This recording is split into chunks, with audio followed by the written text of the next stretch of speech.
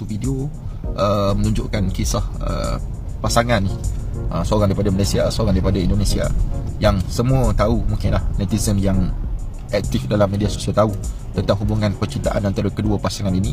Dan saya tak dapat nak nafikan perkara ini, bahawa perbuatan mereka yang terbaru, yang video saya dapat ni, tak tahulah video bila, tapi video ni baru saya dapat, iaitu ditulis oleh caption dalam page tersebut bahawa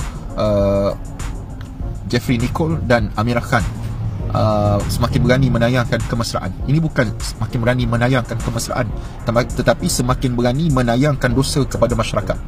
Saya nasihatkan kepada pasangan ini, kalau rasa cinta sangat-sangat dah, kahwin je lah. Nak kahwin, nikahlah.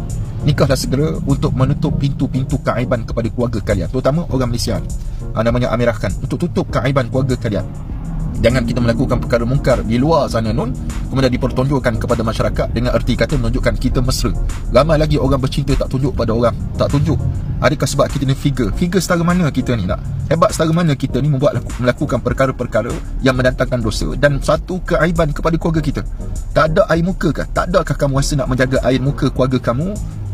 Malu mereka itu melihat perbuatan kamu? Ataupun nak kita buat satu perkara ikut nafsu kita? Nafsu kita kata okey, okeylah kita buat. Nafsu kata tak okey, tak okeylah kita buat. Itu yang berlaku pada zaman kita sekarang. Segala dosa kedurjanaan yang kita lakukan, kita pertonjolkan kepada orang lain untuk orang lain melihat.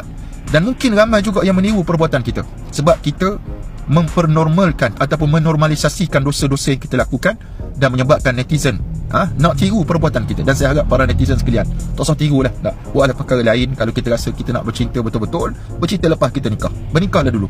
Sebab banyak sangat saya tengok artis figure-figure ni, bila mana bagi nak rock bercinta, kahwin tak lama kemudian bercerai.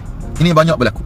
Wallahu ta'ala a'lam bissawab. Moga ada pihak-pihak yang berautoriti boleh memanggil pasangan ini agar tidak membuat perkara-perkara mungkar, terutama orang Indonesia. Kita tahulah, nak bagi mereka mungkin tidak ada masalah isu ni, tapi bagi kita di Malaysia ni, satu benda yang mengaibkan rakyat kita, terutama sekali orang Islam, bila melakukan perkara seumpama ini, mencium lah, padahal tu bukan isteri dia lagi, bukan suami dia lagi, tapi kita buat perkara-perkara mungkar ini yang dipertonjolkan kepada masyarakat. Wallahu ta'ala. Video di channel ini, boleh juga tekan butang like dan share di media sosial yang lain. Terima kasih kerana setia di sini.